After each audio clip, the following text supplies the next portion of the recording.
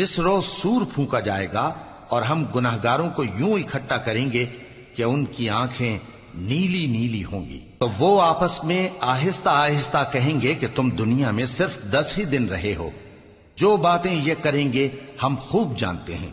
اس وقت ان میں سب سے اچھی راہ والا یعنی عاقل و ہوش مند کہے گا کہ نہیں، بلکہ صرف ایک ہی روز ٹھہرے ہو۔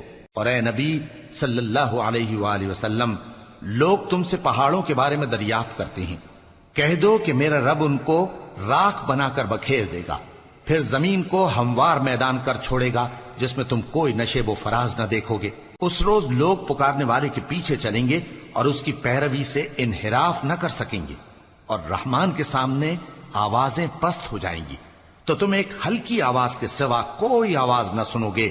اس روز کسی کی سفارش کچھ فائدہ نہ دے گی مگر اس شخص کی جسے رحمان اجازت دے اور اس کی بات کو پسند فرمائے۔ جو کچھ ان کے آگے ہے اور جو کچھ ان کے پیچھے ہے وہ اس کو جانتا ہے، اور وہ اپنے علم سے اللہ کے علم کا احاطہ نہیں کر سکتی۔ اور اس زندہ و قائم کے روبرو منہ لٹک جائیں گے، اور جس نے ظلم کا بوجھ اٹھایا وہ نامراد رہا، اور جو نیک کام کرے گا اور مومن بھی ہوگا تو اس کو نہ ظلم کا خوف ہوگا اور نہ نقصان کا۔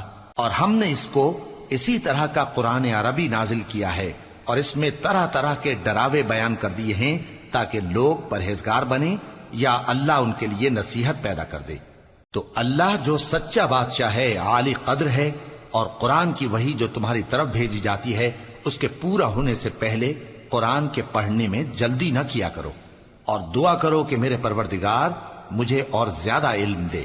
اور ہم نے پہلے آدم سے عہد لیا تھا مگر وہ اسے بھول گئے، اور ہم نے ان میں ارادے کی پختگی نہ پائی۔ اور جب ہم نے فرشتوں سے کہا کہ آدم کے آگے سجدہ کرو تو سب سجدے میں گر پڑے مگر ابلیس نے انکار کیا۔ اس پر ہم نے فرمایا کہ آدم، یہ تمہارا اور تمہاری بیوی کا دشمن ہے، تو یہ کہیں تم دونوں کو بہشت سے نہ نکلوا دے، پھر تم تکلیف میں پڑ جاؤ، جہاں تم کو یہ آسائش ہے کہ نہ بھوکے رہو نہ ننگے، اور یہ کہ نہ پیاسے رہو اور نہ دھوپ کھاؤ۔ پھر شیطان نے ان کے دل میں وسوسہ ڈالا اور کہا کہ آدم، بھلا میں تم کو ایسا درخت بتاؤں جو ہمیشہ کی زندگی کا باعث ہو اور ایسی بادشاہت کہ کبھی زائل نہ ہو؟ سو دونوں نے اس درخت کا پھل کھا لیا تو ان پر ان کی شرم گاہیں ظاہر ہو گئیں، اور وہ اپنے اوپر بہشت کے پتے چپکانے لگے۔ اور آدم نے اپنے پروردگار کے حکم کے خلاف کیا تو وہ اپنے مقصد سے بے راہ ہو گئے۔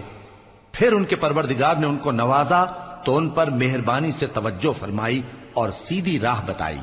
فرمایا کہ تم دونوں یہاں سے نیچے اتر جاؤ، تم میں بعض کے دشمن ہوں گے، پھر اگر میری طرف سے تمہارے پاس ہدایت آئے تو جو شخص میری ہدایت کی پیروی کرے گا وہ نہ گمراہ ہوگا اور نہ تکلیف میں پڑے گا، اور جو میری نصیحت سے منہ پھیرے گا اس کی زندگی تنگ ہو جائے گی، اور قیامت کو ہم اسے اندھا کر کے اٹھائیں گے۔